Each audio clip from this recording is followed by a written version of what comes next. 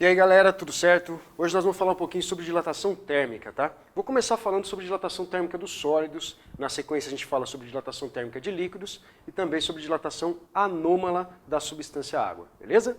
Bom, não apenas da água, é claro, mas nós vamos especificamente falar sobre ela.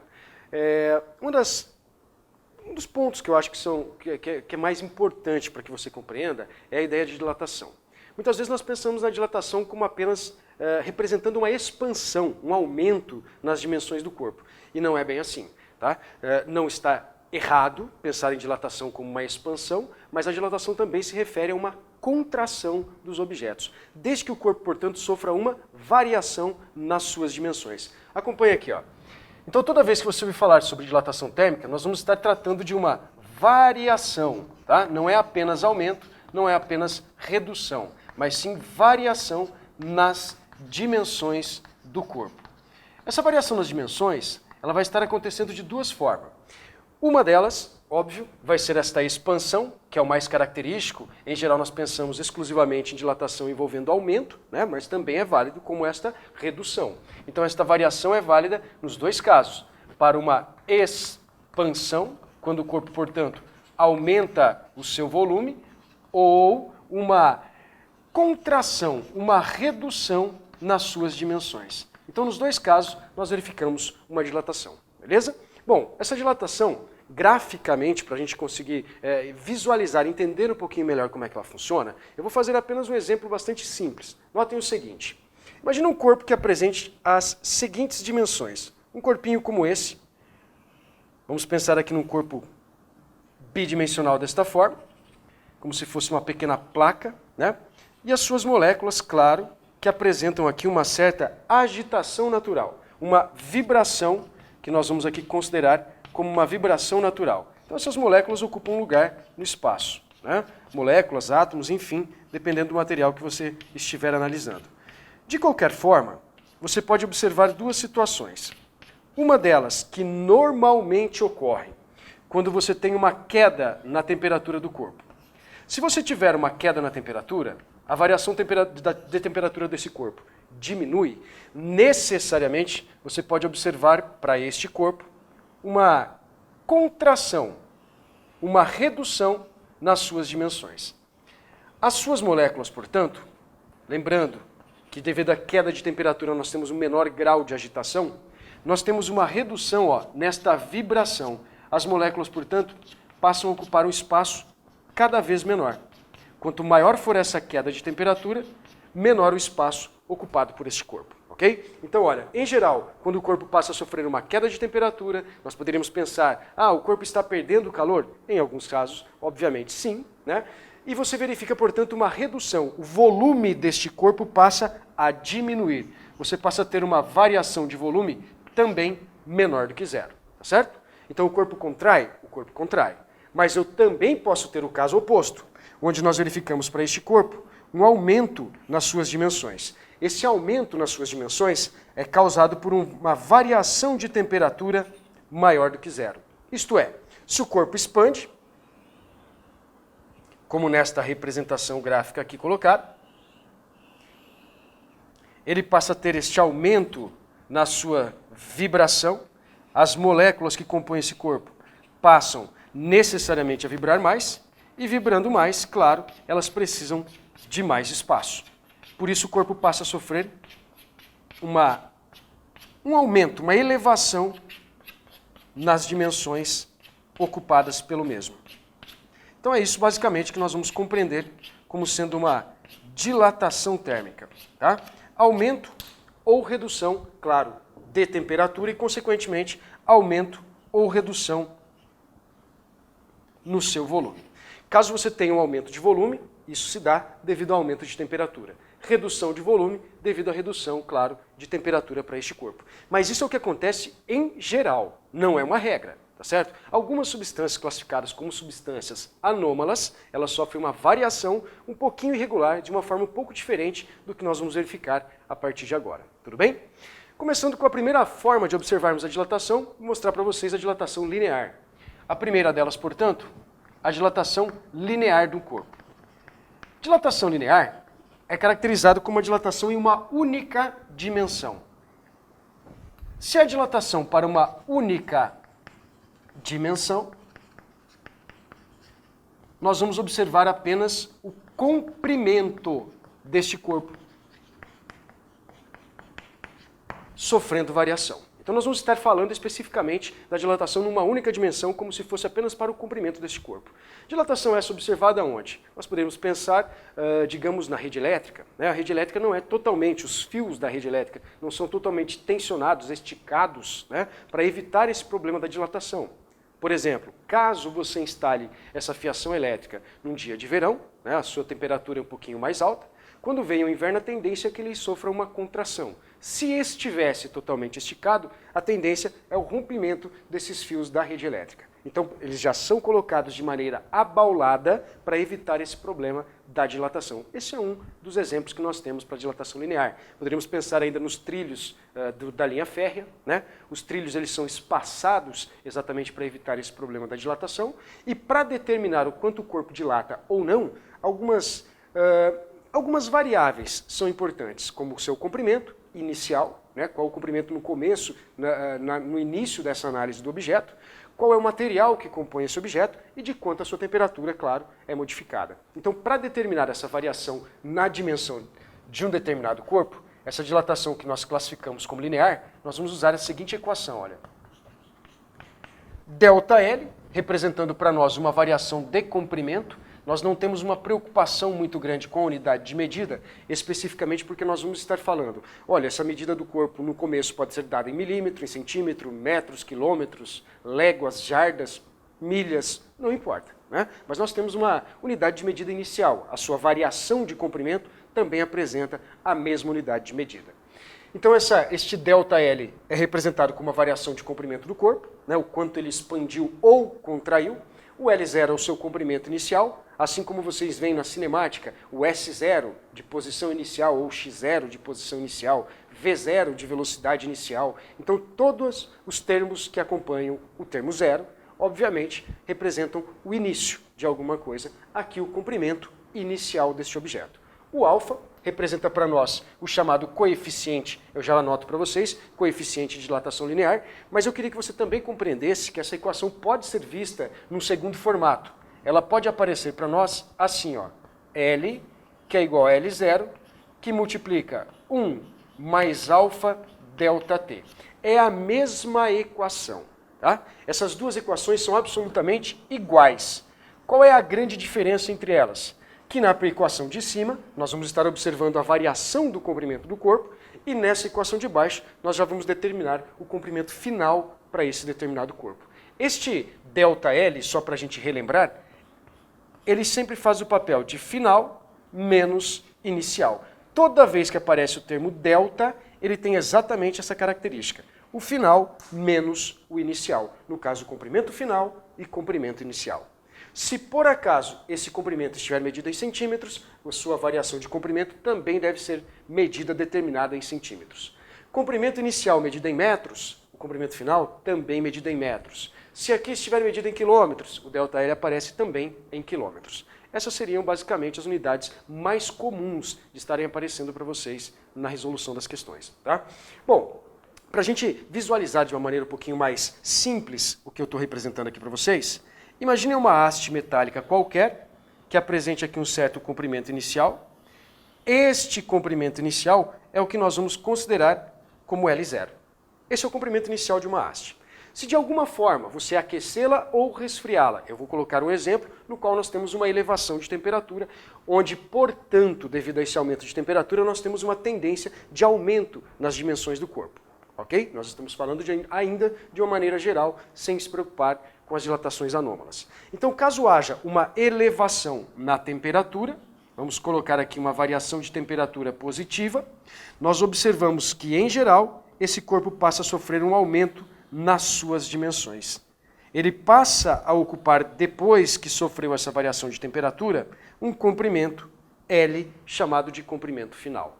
A variação é a diferença entre esses comprimentos aqui, ó. É a isto aqui que nós definimos como ΔL. Esta variação nas dimensões, a diferença entre o comprimento final e o comprimento inicial. A isso nós representamos, portanto, como um ΔL, ok? É isso basicamente que nós observamos dentro de dilatação. Isso para uma única dimensão, tá certo? Agora vamos falar desse tal coeficiente. O coeficiente é uma propriedade do material. Alguns materiais dilatam mais, outros dilatam menos, né? Esse coeficiente é, na verdade, uma constante, então cada material vai apresentar um valor diferente, dependendo do que é constituído, né, para o seu coeficiente de dilatação linear. Uma segunda forma de dilatação, vou mostrar para vocês agora, considerada como superficial. A segunda forma, portanto, de dilatação, chamada de dilatação superficial, também pode ser observada como uma dilatação para duas dimensões. Então nós vamos falar de superfícies áreas, tá? Então são duas dimensões observadas. Nós vamos, em geral, estar tratando de uma área ou de uma superfície para este corpo. Essa dilatação linear, ela tem o mesmo princípio. O cálculo é basicamente o mesmo da equação linear. A expressão em si, ela vai ser representada através de ΔA. Muita gente usa como ΔS de superfície, sem problema nenhum. Eu vou estar adotando ΔA ao invés de ΔS, mas é exatamente para representar esta mesma forma de dilatação linear e também a superficial, onde também depende da sua área no início, vezes beta, que também faz o papel de um coeficiente, também é uma propriedade do material, vezes a sua variação, mais uma vez, de temperatura. Assim nós determinamos a dilatação superficial deste material. Esta equação, assim como a linear, também pode aparecer no segundo formato, que passa a ser A de área final, A0, área inicial, que multiplica 1 mais beta vezes ΔT. É assim que nós determinamos também esta segunda forma de dilatação. Tá? No caso, você poderia imaginar, onde é que eu tenho essa dilatação superficial? Normalmente em azulejos, né? Você pode notar que normalmente os azulejos são colocados espaçados. Existe um pequeno espaço vazio entre eles para evitar esse problema da dilatação, né? Fuselagem de aviões, enfim, nós temos aí um grande número de formas de dilatação que nós tratamos como superficial, ok? Eu só queria que você notasse ainda o seguinte: como nós agora estamos falando de uma dilatação superficial, nós estamos observando não mais uma, mas sim duas dimensões, então eu tenho o coeficiente com o dobro do valor do coeficiente linear. Este beta, portanto, passa a ser representado como o dobro do coeficiente de dilatação que nós tratamos como linear. Por serem duas dimensões e uma única dimensão. Esta é a relação entre os dois coeficientes de dilatação, ok? Terceira forma de dilatação, nós vamos falar agora sobre a dilatação volumétrica. É esta forma de dilatação que, de fato, acontece para os corpos. Em algumas situações nos interessa analisar uma dilatação apenas da sua superfície, como é o caso dos azulejos, e em outras apenas do comprimento, como eu havia citado para vocês nos fios da rede elétrica ou até mesmo numa linha férrea. Okay? Eu vou falar agora sobre a terceira forma de dilatação. Dentro desta terceira forma de dilatação, que é uma dilatação verdadeira, efetiva para os corpos, considerada como dilatação volumétrica, nós vamos estar observando, claro, três dimensões. Dentro destas três dimensões, nós vamos estar observando o volume deste corpo sofrendo uma dilatação. A equação, basicamente, passa a ser a mesma. O princípio das três equações para observarmos a dilatação é necessariamente a mesma, né? Então nós temos aqui uma variação do seu volume. Não confunda com velocidade, por favor, é variação do seu volume, onde nós temos aqui um volume inicial V0, vezes o gama, considerado como coeficiente de dilatação, vezes a variação de temperatura. Este gama, coeficiente de dilatação, é o coeficiente de dilatação volumétrico do corpo. Essa é a grande diferença entre os três coeficientes. Alfa, linear, beta, superficial, e gama, consequentemente, uma dilatação volumétrica para o corpo. Essa equação também, assim como nos dois primeiros casos, pode aparecer neste formato. V de volume, não é velocidade, volume final. O V0 passa a ser o seu volume inicial, que multiplica 1 mais gama vezes delta T. É assim que nós vamos observar, é assim que nós vamos relacionar esta equação também, envolvendo agora a dilatação volumétrica. Um detalhe, como nós estamos falando de 3 dimensões, você pode pensar, então agora é o triplo do alfa. Perfeito. O gama, coeficiente de dilatação volumétrica, tem o triplo do valor do coeficiente de dilatação linear de um corpo. Então nós podemos relacioná-lo da seguinte forma. O gama passa a ser o triplo do alfa, assim, portanto, nós observamos estas dilatações. Bom, nós temos uma aplicação muito grande envolvendo a dilatação e uma preocupação com essa dilatação na confecção de todo e qualquer tipo de equipamento, instrumento, construção, todo e qualquer material, você tem que ter essa preocupação com a dilatação que os diferentes corpos sofrem.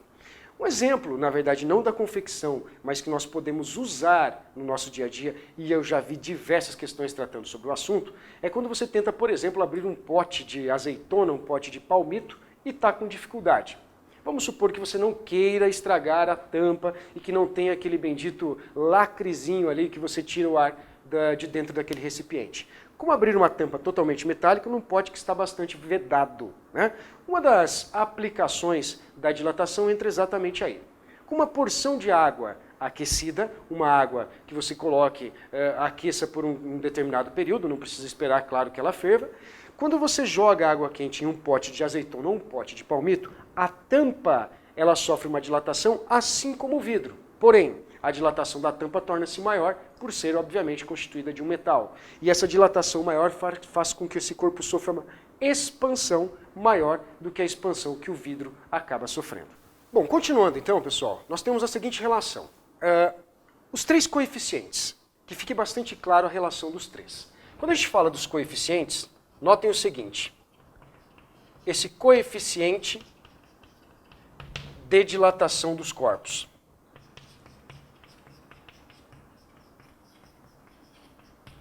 Eles aparecerão para nós relacionados da seguinte forma. Como nós temos 3 coeficientes, eles surgirão como dilatação linear, onde essa dilatação linear é o conhecido alfa, dilatação superficial, é para nós entendido como beta, que é o dobro do alfa, e, consequentemente, uma dilatação volumétrica, onde essa dilatação volumétrica representa que o gama é o triplo do valor do alfa do coeficiente de dilatação linear, certo? Então nós podemos relacionar esses 3 coeficientes de uma maneira bastante simples. Poderíamos pensar, olha, o alfa sobre uma dimensão, o beta sobre 2 dimensões e, consequentemente, o gama sobre as 3 dimensões do corpo. Essa é a relação entre os 3 coeficientes de dilatação, indicando se o corpo tem uma dilatação maior ou uma dilatação menor. Maior valor de coeficiente, maior dilatação. Menor valor de coeficiente, menor dilatação. Tá certo? Bom, consequentemente, um exemplo bastante clássico que envolve a dilatação, e muita gente acaba se enrolando sempre, né? É quando nós temos corpos com espaços vazios, corpos ocos. Opa, ocos? Não, que ridículo, né? Corpos ocos. Acompanhe aqui o seguinte exemplo, vou mostrar para vocês. Imagina assim uma placa na qual nós tenhamos no centro desta placa um furo.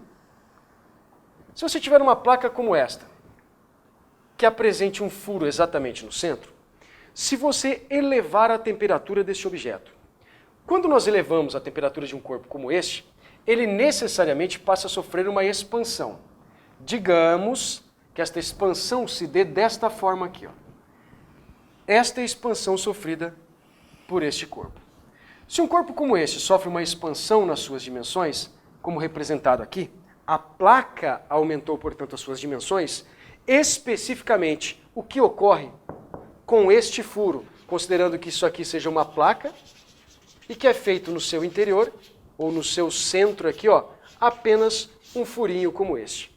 O furo aumenta, mantém-se constante ou reduz as suas dimensões. Toda vez que você tiver aumento de temperatura, como nós estamos considerando os materiais em geral, nós temos um aumento nas dimensões deste corpo. O furo, por sua vez, ele não mantém o seu volume, o seu tamanho, a sua área inicial constante. Ela também passa a sofrer uma expansão. Assim como a placa, nós temos o furo sofrendo uma variação nas suas dimensões. Ao invés de mantermos um furo com esse tamanho, ele passa também a expandir-se. Por que isto ocorre? Por que nós temos este aumento, também no tamanho do furo? As partículas não deveriam vir mais para o centro? Aí é que está o detalhe. Quando a partícula possui uma vibração natural, elas tendem, aumentando esta vibração, a afastar-se umas das outras, fazendo com que o corpo sofra uma dilatação. Se você tem as partículas deste corpo sofrendo aumento na sua agitação, para que elas possam afastar-se umas das outras, elas literalmente fogem do centro. Com aumento de temperatura, a tendência é que elas se afastem do centro. De uma maneira muito simples, vamos representar isso aqui para vocês. Imagina o seguinte, as partículas deste material, aqui ó, vibrando desta forma. Vamos supor que são as moléculas que compõem esta placa, tá?